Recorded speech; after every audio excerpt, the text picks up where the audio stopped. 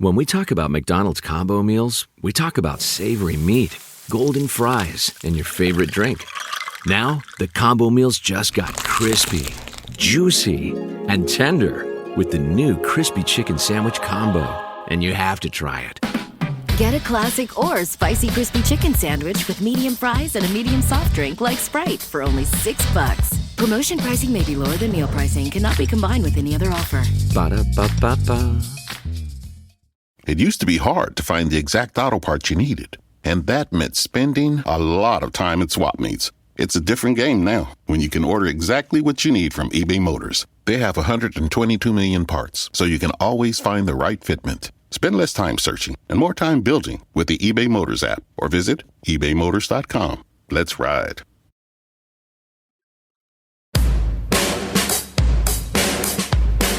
Hey everyone, this is the Almost World Podcast.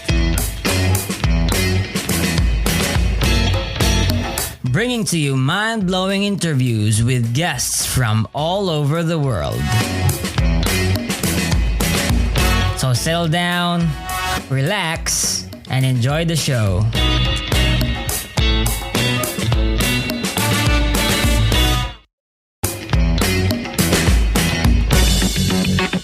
Oh yeah, by the way, if you like the podcast, please support Elmo's World Podcast on Patreon. Your support is what helps the podcast improve more and more.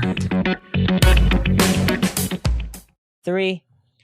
Welcome to Elmo's World Podcast. This is Elmo Ador Jr., your host. And I have my friend Joe Schmid. He's a YouTuber. And bro, can you introduce yourself? Yeah, well, thank you so much for having me on, and I'm really excited for this discussion. Yeah, so I'm Joe, and I do both popular and scholarly level work in philosophy. So on the popular level, that's going to look like my YouTube channel called Majesty of Reason, and it's also going to look like my book, so that has the same name, and as well as my blog, which has the same name. Now, as for scholarly level work, I do things in metaphysics, so philosophical research in metaphysics, particularly in persistence, so like what explains why objects continue to exist or persist in existence over time, as well as philosophy of religion, and in particular, models of God like classical theism and other models, as well as traditional kinds of arguments for and against the existence of God. So that's really a background of who I am, and I also really like soccer, so that's the last thing. Okay. So I saw your video on why you're an agnostic, and I didn't get to finish it, but I was about to. But can you, give us a brief description of why you are an agnostic? Yeah, that's a great question. So I think we should probably first get down some terminology first. So a theist, of course, believes that God exists. A naturalist, or I guess we could say atheist, holds that God does not exist. Now, an agnostic is something like in between that. Now, I break up agnostics into 3 rough categories, and this is kind of my categorization. So one is kind of in-principle agnostic. And so in-principle agnostics say that one cannot know, even in principle, whether or not God exists. A second kind of agnostic is what is called a suspension agnostic. So suspension agnostics just completely withhold any judgment whatsoever as to whether or not God exists. They don't necessarily say that it's impossible to know in principle. They just themselves withhold or suspend judgment. They don't even assign a determinate probability to whether or not God exists. They just completely withhold or suspend their judgment altogether. And then the third kind of agnostic is what I am. It's an epistemic agnostic. And an epistemic agnostic says, well, after looking at the evidence on both sides, at least speaking personally, the probability that God exists as opposed to God not existing is roughly half and half. The evidence seems to be counterbalanced on both sides. And so that last kind of category of agnostic is what I fit into. So that's kind of the terminology. Now, why do I hold that? Well, I guess I should specify that God is really at least a kind of traditional, we're conceiving of God as a kind of traditional perfect being who's omnipotent, omniscient, morally perfect, wholly loving, wholly good, metaphysically necessarily existent, the creator and sustainer of the world, and so on. So That's the kind of God that we're talking about, the kind of traditional sort of theistic God. And of course, there are different models that you can unpack there, but that's kind of the core to them. Now, as for why I'm an agnostic, yeah, like you said, I had a lot of fun putting together that video. And the main reason is just because, again, I think that there are some good reasons to be a theist. And I also think, by my lights, that there are some good reasons not to be a theist. So on the theist side, I think that there are arguments from, for instance, contingency. So I think that plausibly, contingent things like cups and trees and dogs and humans require explanations. And if that's the case, well, then we can consider all contingent things together. And plausibly, that would have an explanation as well. And it can't be one among those contingent things because we're trying to account for why they are in reality in the first place.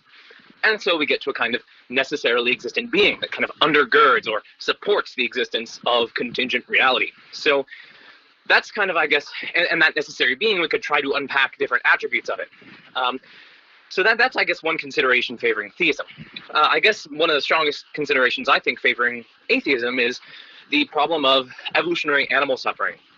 So, we know by means of various biological, biogeographical, paleological evidence that life, and in particular, sentient organisms, have existed for tens of millions and probably hundreds of millions of years. And that these are non-human animals. And during that time, there's been profound suffering and languishing and predation and parasitism and carnivory.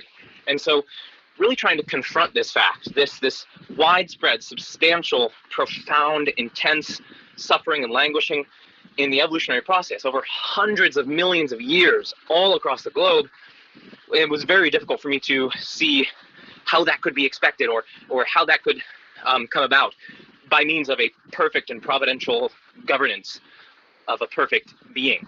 And so, and not only this, what really kind of struck me about this particular argument was that this is kind of the very means or the very mechanism by which God created, right? He brought about biological diversity and humans in particular. Like the engine of creation, as it were, seemed to be death and suffering. And so those are the two, I think, most plausible considerations favoring both sides. And so that's kind of just an overview of why I myself, lean towards agnosticism. Okay. I guess in terms of a good God, you don't believe in one, but you would have to, I guess, lean on at least something like a deist of some sort that finds things, insignificant, like suffering and stuff like that. So I guess you're kind of gesturing towards different models of God, right? So you've got like a theistic God who's wholly good. You could, for instance, I guess in principle, have a God who is indifferent, or like maybe a deistic God who kind of, set things going, but then isn't really too concerned with it as creation proceeds and things like that. You could have different versions of theism where they say that God is perfectly loving and perfectly good. So you have panentheism, pantheism, classical theism, open theism, neoclassical theism, lots of different models on offer. I myself don't find deistic views and other kinds of views on which God is indifferent.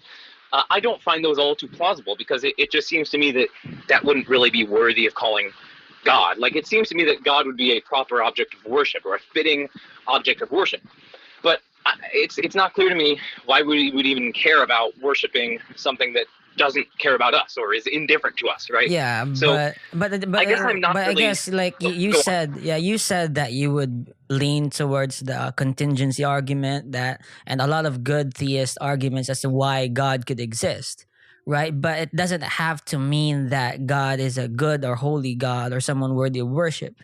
It could be just like a really huge alien that is able to create this reality but still be in some sense defined as God, right? So why not? Oh yeah, no, that's interesting that you say that. And this kind of gets into, with respect to contingency arguments, right?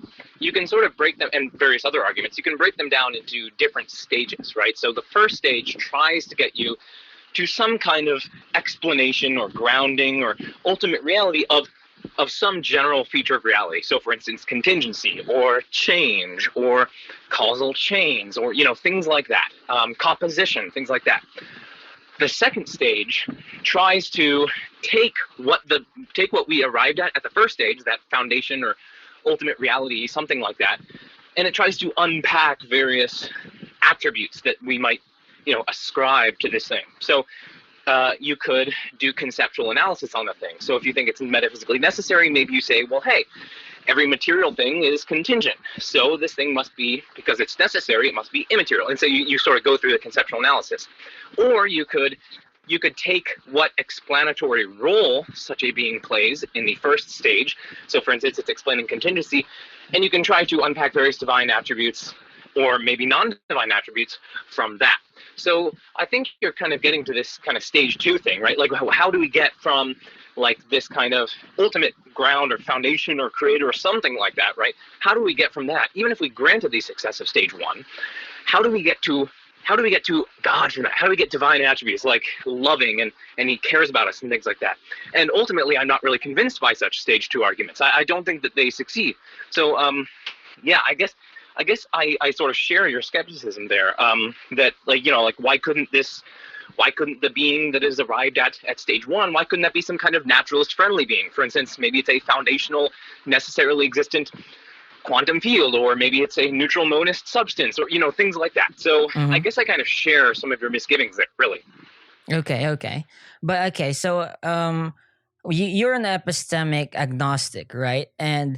But I myself am actually an epistemic agnostic, but I'm also a theist. So I call myself an agnostic theist. It's a thing, right? It's basically I don't claim that I can know for certain that God exists, but I do believe that God exists. So I guess it's an as if argument, that I act as if God exists, and it intuitionally he is real to me, right? And that's how I would define it. But in terms of, I guess, your epistemology, you don't claim to know that God exists, but in how about in your beliefs, at least, that in properly basic beliefs, that do you think that a classical theist God could exist? Or is it different? That's a good question. So yeah, so I guess my own confidence, so here's how I like to divide things, right? So epistemologists like to distinguish between beliefs and credences. There's a huge scholarly literature about which one is fundamental, about which one might be reducible to another, about things like that. But I lean towards a view on which they are sort of separate, and but roughly credences, or they're the confidence that you assign to something. It's like your degree of belief. So you might be more or less confident in something. So like 0.5 probability of it's being true, maybe 0.7, maybe you're certain, things like that. Whereas belief seems to be like an on or off switch, right? You either believe it or you don't. And so I tend to think that credences are more fundamental. And so I tend to think that I go about thinking about ultimate reality and God and other sorts of things. I go about assigning credences like that. So that's really what I try to focus on. And I have a different credence really for different models of God. So, for instance, I think that the two most plausible models of God are neoclassical theism and panentheism, in my view. And so to them, I'd have, something like, I guess together, I don't know whether or not they're true. Maybe I have a 0.5 probability of their being true, and then a 0.5 probability of naturalism being true in relation to them. But if we're considering, for instance, classical theism, I would be more confident in the falsehood of classical theism in particular, because I think that there are some strong arguments, at least by my lights, that count against it, that don't count against other models of God. So I'm more confident, not certain, of course, but I'm more confident in the falsehood of that. So that's really how my kind of epistemology of this works out. Okay. But in terms of epistemology, right, it's either that basically, how do you know or claim to know things? For example, you in terms of your agnosticism towards God, you claim that to not know whether God exists or not. But basically, what is your normal daily life, in your worldview? What epistemology do you use? Do you are you able to, or do you hold like metaphysical beliefs as well, or claim to have knowledge on the ultimate reality? Where do you go from there? Yeah, no, that's a really good question.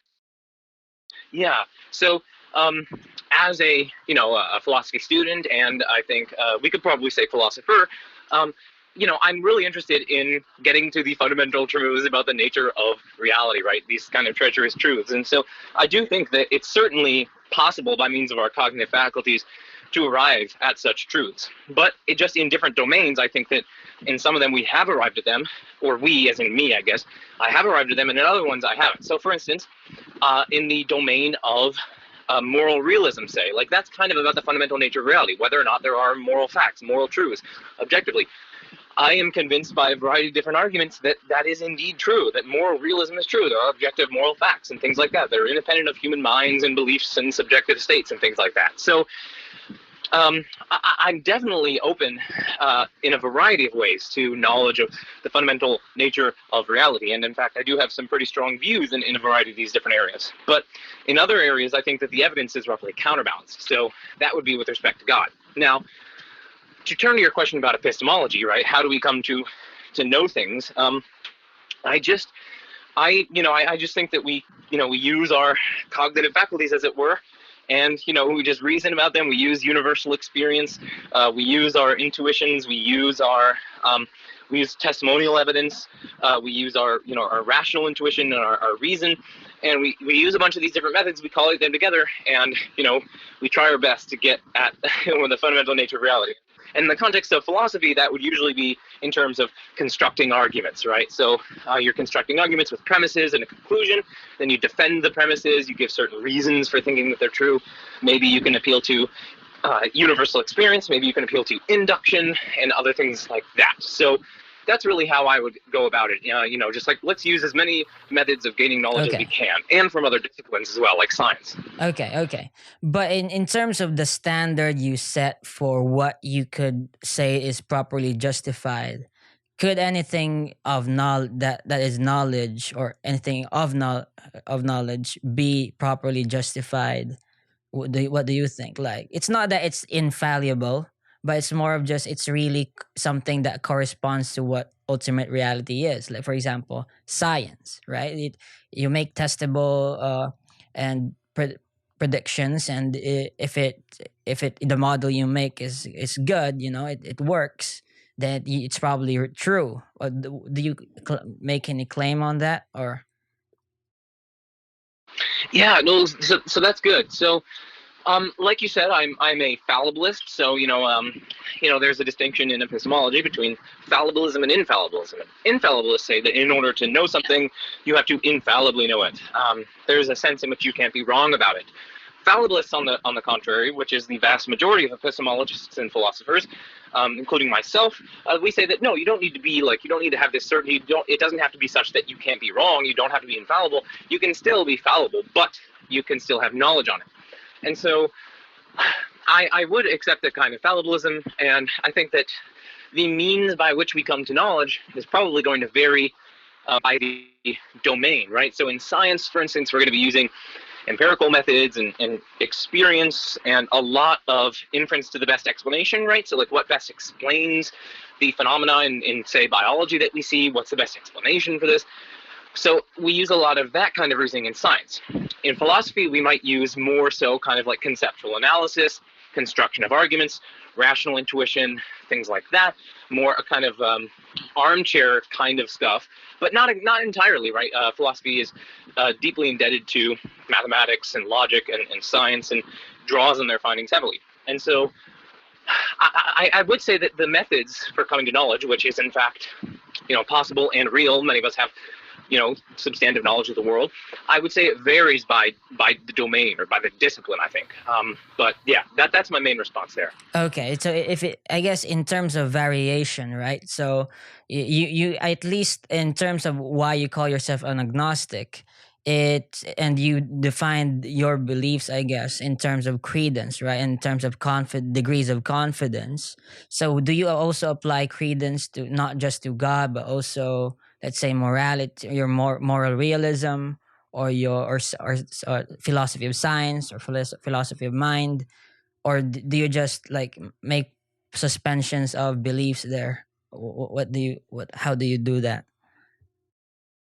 Yeah, no, that's a really good question. So I do. I kind of apply this credence across the board. I mean, not to like everyday things, like, you know, like I don't walk around and like assess my credence in whether or not I am currently talking to you, right? Like I'm pretty certain of that. And I don't really, but in terms of the more substantive beliefs, you know, like things like whether or not physicalism is true, whether or not non-physicalism with respect to the mind is true, whether or not God exists, whether or not scientific realism is true, whether or not moral realism is true. These things, I do apply this kind of credence approach to them. So, for instance, I mean, I don't know any precise number that I would assign to it, but I have a high credence in moral realism. You know, scientific realism, at least in general, I have a high credence towards that.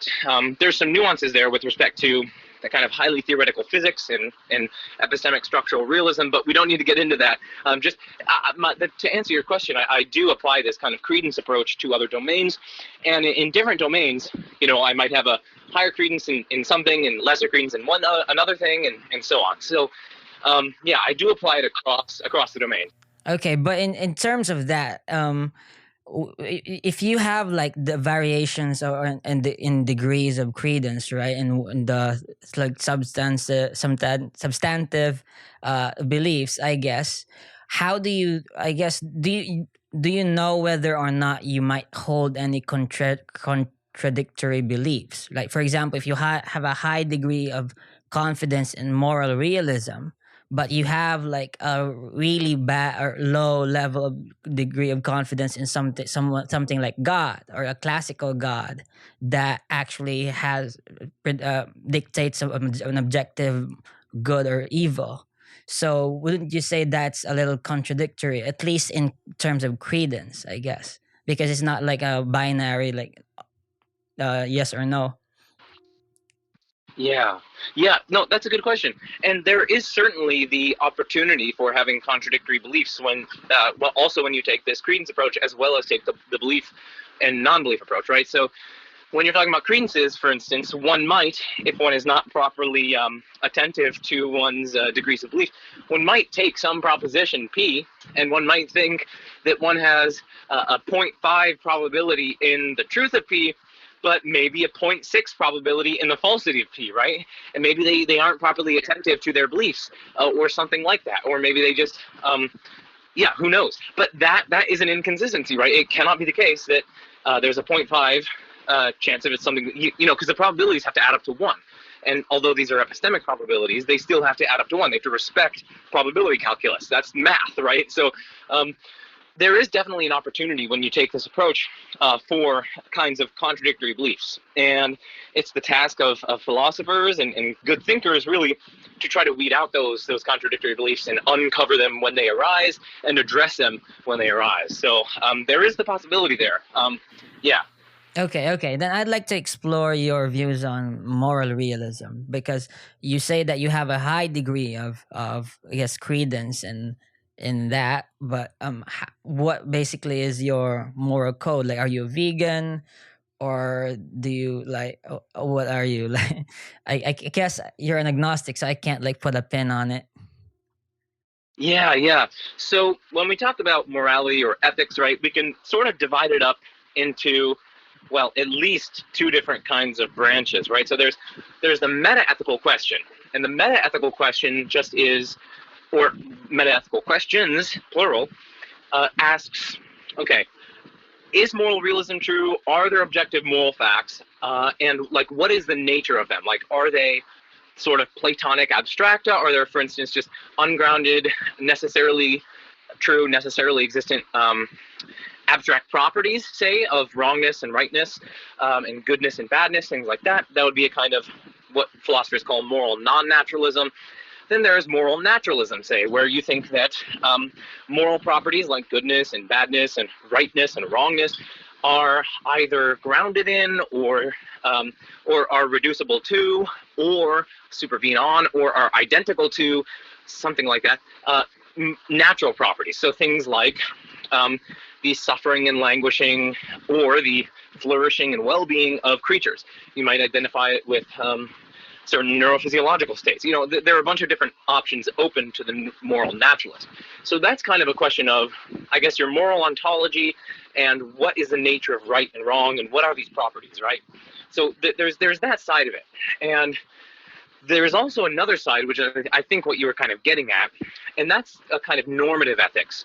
And in your normative ethics, usually you take for granted something like moral realism. You might argue for it elsewhere, but you sort of take on board, I should say, moral realism, and then you try to unpack what does wrongness consist in? Does it consist in, or what does rightness consist in? Does it consist in maximizing happiness and maximizing utility? So that would be a kind of utilitarian approach. Does it consist in acting in accordance with virtues? So that would be a kind of virtue-based approach. Does it consist in following certain, I guess, perhaps inviolable axioms maxims and principles and rules? So that would be kind of deontological approach. And so on, right? You get all these different approaches like contractualism, contractarianism, and so that's kind of normative ethics. It takes for granted a lot of the questions in the meta-ethical domain, but then tries to build a kind of theory in the normative domain. And so with respect to that, because this is outside of my area of research, I don't have many considered sort of really robust views in normative ethics, but I guess I would lean towards something like maybe a mixture of virtue ethics and deontology. I do think that there are a lot of difficulties with utilitarianism and certain counterexamples and things like that. But so using that approach, I would say that there are certain moral principles on which we act. You have like the golden rule and other things like that. And do good, avoid evil, don't cause needless harm or suffering or pain, things like that. And so you kind of build out your moral framework based on these deontological principles, based on moral and intellectual virtues on which you act, and so you can spell out those virtues, courage, honesty, integrity, and so on. So what are the foundations of your moral? Not at least, even if it's normative, like what are the actions, I guess, do you use to determine what is good or what should be, or what's wrong, what's evil? Yeah, so there's a kind of epistemological question here of like, how do I tell? Like, how do I go about deciding that? And then there's the ontological question of like, what explains that or what grounds it? So I guess in the epistemological domain, I use arguments, tools in philosophy. So for instance, if we're talking about abortion, I'll look at different arguments for and against it, and I'll try to form my beliefs on the basis of those arguments, usually undergirded by intuitions. I also think that there are certain self-evident things like, in general, I should be honest, things like that. Perhaps it's a categorical imperative. There's debate we had there. But, so I don't know. I use a variety of different methods for coming to knowledge of these things. So, but that sounds incoherent, though, right? If you're going to jump from one argument to another and then to another, and you're just going to base your beliefs on that, you're bound to make contradictory beliefs unless the foundations are grounded on something like related to the rest of your belief system, right? I guess if that's the case, right? Like you can't claim okay. I guess I don't really see that, right? So I think that so long as we're properly attentive to our beliefs and our belief system, we can kind of form this integrative web of beliefs and intuitions and things like that. And there need not be any kind of contradictions that arise so long as we are, of course, properly attentive and properly reasoning and things like that. Okay, well, I guess in terms of your attentiveness, like, for example, in terms of moral realism, you didn't actually answer my question on what the ontology or ontological basis of your moral beliefs are. Right, I would like to know if that's okay. Yeah. So I was unpacking. So your question was sort of ambiguous between the epistemic side, like how do I come to know? I can see both. And then how about both? Like, what's Yeah. Okay. I'll go on the ontological one now. So now we're getting into kind of the meta ethics, and again, this is outside of my area of research and specialty. So I don't have too many considered and robust views here, but I'm undecided between moral naturalism and moral non-naturalism. So moral non-naturalism, there are a variety of different versions, but the one that I would favor is something like a moral Platonism. So that, properties of goodness and badness and rightness or wrongness are just abstract universal properties, and there's kind of irreducible normativity to them and things like that. So that's kind of the story to tell with respect to those. The moral naturalist, on the contrary, says that no, these things aren't kind of abstract universal properties. They are instead either grounded in or reducible to or identical with certain natural facts, like the suffering of creatures, say, or the flourishing and languishing of creatures, or their well-being, or something like that. So I'm undecided between those two, mainly because I haven't had enough chance to research them. But they both do, I think, provide at least a coherent and decent enough ontological grounding of moral facts, moral truths, and things like that. So yeah, that's my answer. Okay, so it's basically pain is bad and pleasure is good, right? That's the most basic of your moral actions. If that's Well, I'm not sure about that. I mean, if we want to get to the really sort of foundations of my ethical framework, I think then we're probably getting into normative ethics and like what the principles there are. But I think what you asked was a sort of ontological question about their grounding in extramental reality, like what grounds them or explains them. And so I was giving an answer to the sort of grounding or explaining one, which is that I'm agnostic between these two different approaches. Now, as for the most fundamental sort of basic principles, well, I think I'm with Aquinas when he said that the most basic one is do good and avoid evil. But then, of course, you have to unpack what's good and evil. And now we're getting into the different arguments and principles that you can level, like the golden rule and things like that. You can talk about the intrinsic badness of suffering, say, or, the intrinsic goodness of flourishing. But the thing is, like, when you, like, for example, reference someone like Thomas Aquinas, who's a theist, right? And you use his arguments for what your moral code is. Like, I guess that would bring you to theism, or maybe it could like give you something of at least that on in between, I guess, or in the gray area.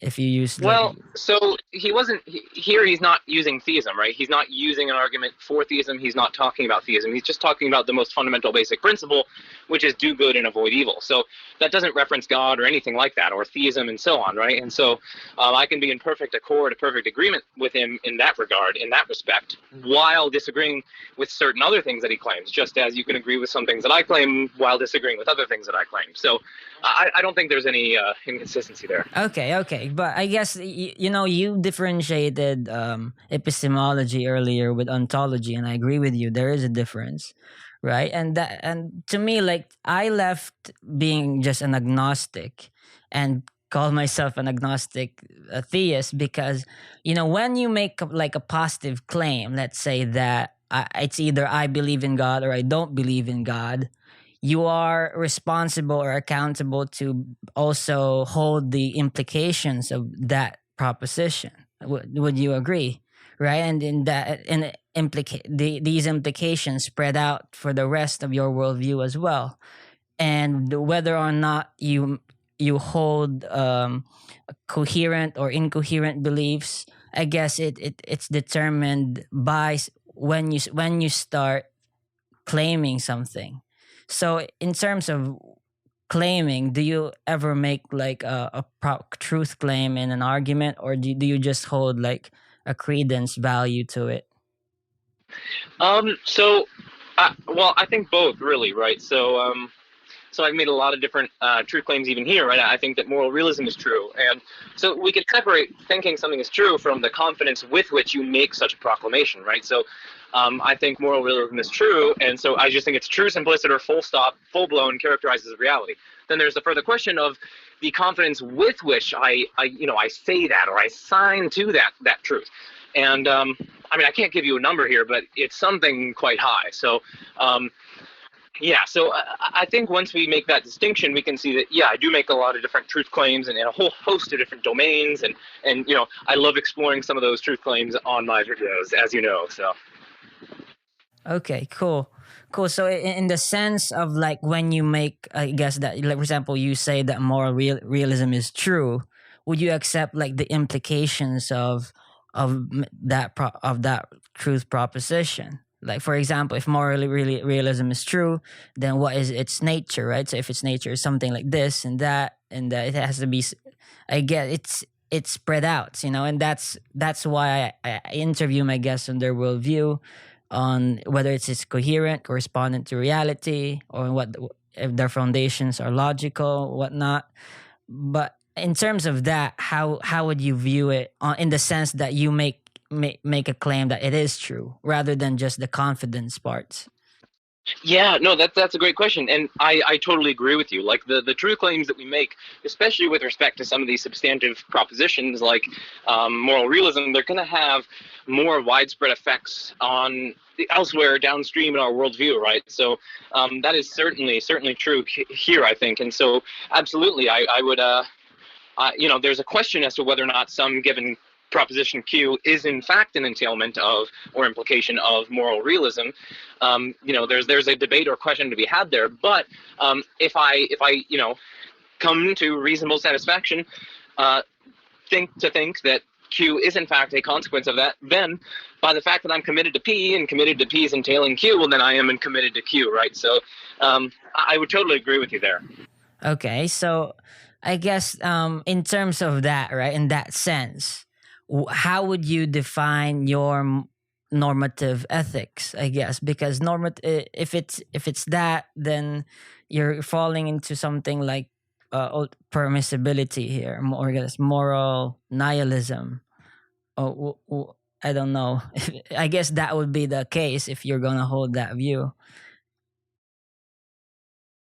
Yeah. So, like as I said, I'm a moral realist, and then with respect to moral normativity, like normative ethics, I don't know. I would probably accept something like a mixture of deontology and virtue ethics, but I don't have like a worked out framework right now because that's not my area of research. So anyways, like I'd like to move on, but I would also like to ask you in terms of when you mentioned person-based, I guess, worldviews in your video. How does that actually work? Like, can you talk more about that?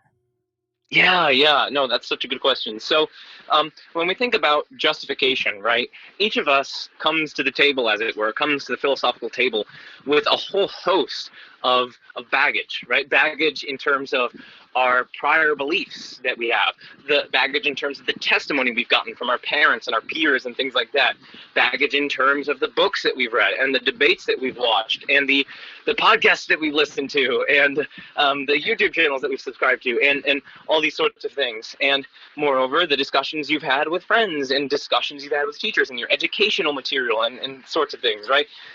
And you have this whole concoction of factors that shape, influence, modulate your what you find plausible, what you find implausible, your intuitions and things like that. And so because this concoction of factors, this baggage, is going to be different from person to person, each person's like the success of an argument, say, and hence the justification one attaches to its conclusion is going to vary person by person because they're coming to it with different baggage, right? And so in that sense, whether or not an argument succeeds or fails or justifies something is going to be heavily dependent upon what one comes to the table with, equipped with in the first place, right? So that's really what I mean by the sort of person-based nature of justification. It's going to be highly attuned to what the individual person has been exposed to thus far, their credences, their prior beliefs, and their education, and so on. So, so it's sort of like we all occupy a unique position on the epistemic landscape, as it were, with all this different baggage, with our current beliefs, and with what we're interested in. So that's really what I mean by the person-based nature of it. Okay. So basically that no one can escape person-based worldviews, like whether or not whatever metaphysical claims you have, it will still have in its limitations, being from a perspective of human being that is a result of internal and external stimuli, right, in their lives. That's sort of the thing that you're claiming, I guess. It's similar to that. It's not exactly that, but it's similar. So like we're mainly talking about justification for their worldview and the justification, right? So like their worldview and its truth or falsity, right? That's going to be completely independent of our beliefs and our desires and our baggage, as it were. So the worldview, it's either true or false independently of our beliefs and so on. But the justification that we have and whether or not an argument succeeds relative to us and relative to our background knowledge and things like that, that is what's going to vary person by person. Yeah. Mm-hmm. Okay. So I guess then that even there could be a collective worldview, but with I guess, different person-based baggages, right? That's what you mean also. Yeah. So like, there might be a sort of, I guess, a broadly Christian worldview, but each individual is going to have various aspects of reality that they're grasping better than others, and they're going to have more justification in certain tenets than others. Yeah. Mm-hmm.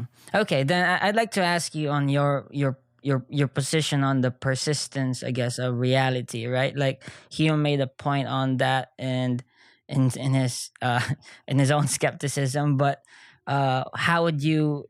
I guess what are your points on the persistence of reality?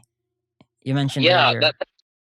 that's a good question. So there are different ways we could sort of carve up this debate. One of them is like, what is persistence? So like, what is it for things to continue to be over time, right? And so there are like different views there. I myself lean towards a kind of endurantism, which just says that objects persist through time, and when they do so, they themselves are wholly present at each time at which they exist. So what that like you and I Yeah, similar are to like, what Dr. Mullins like claims, right? And yeah, absolutely, yeah. This is a position that Ryan Mullins holds, and a whole host of philosophers hold. Not all of them. It's probably something like close to roughly half and half that are endurantist and perdurantist, which is the other view. But it might be slightly higher for perdurantist. Anyway, we're getting ahead of ourselves. So the endurantist, right, says that we persist by being wholly present at each time. It's the entire object. It's a three-dimensional object that is present completely at each individual time at which it exists.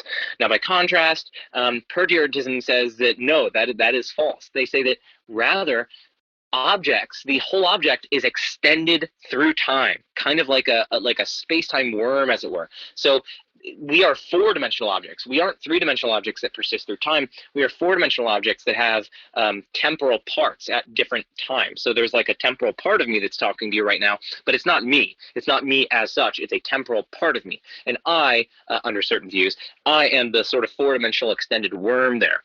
And so I lean towards a kind of endurantism. I think that it makes a lot more sense of reasoning and our experience and so on. And of course, I think there's room for rational disagreement here. So I guess that's one sort of question. And then another question is what explains why reality persists. And I think that there are a lot of different proposals there.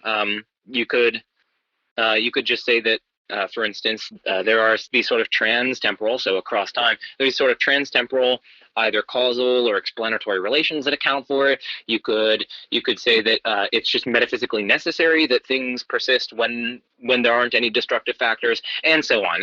And I'm developing a bunch of different other accounts of this in some papers of mine. So, but yeah, hopefully that goes by way to answer your question.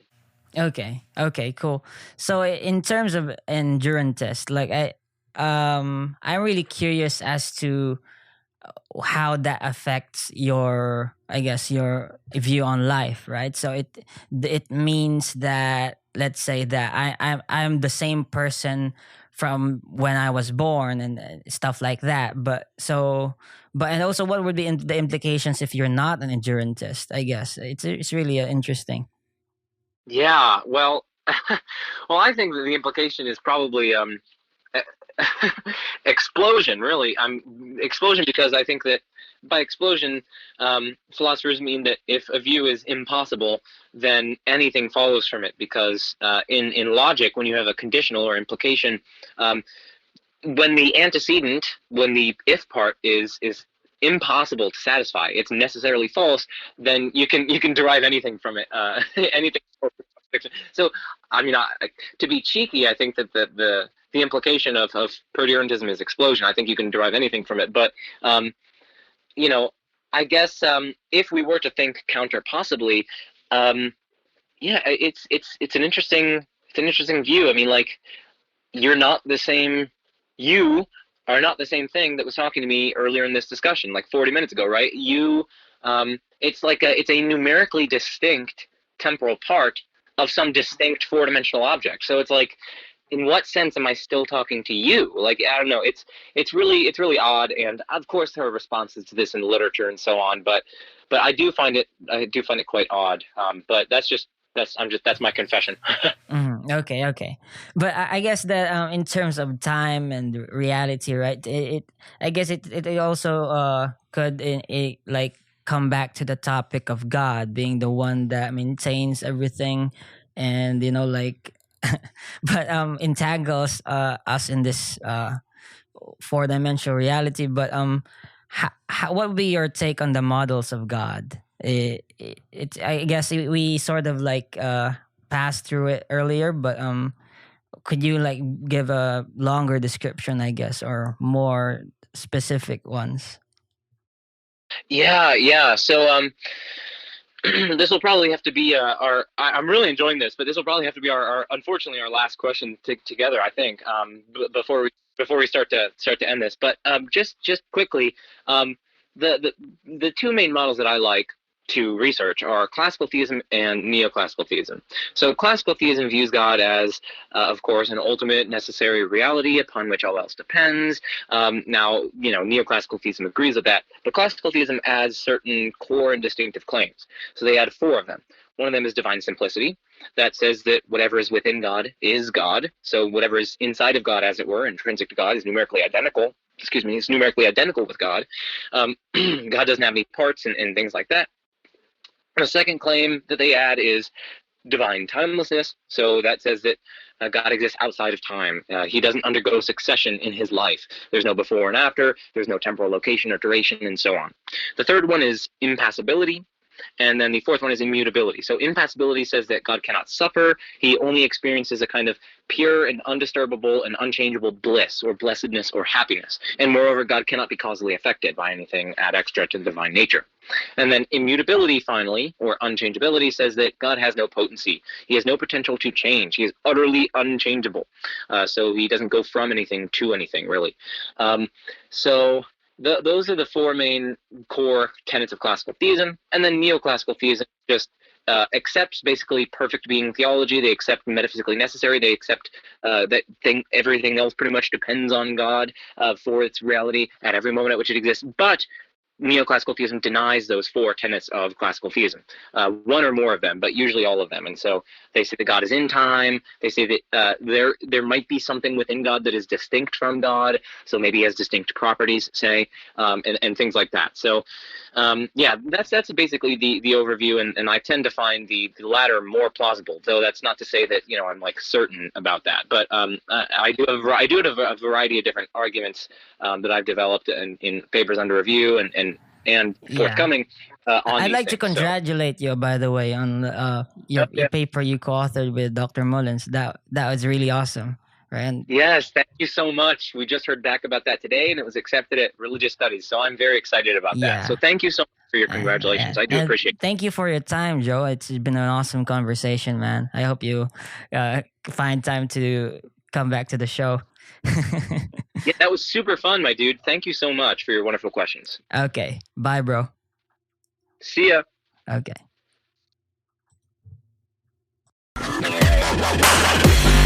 So that's the end of it. Thanks for tuning in, guys. This is your host, Elmo Ador Jr. And thank you for listening in. And please subscribe. Please follow us on Facebook. Please follow this. Please. Thanks.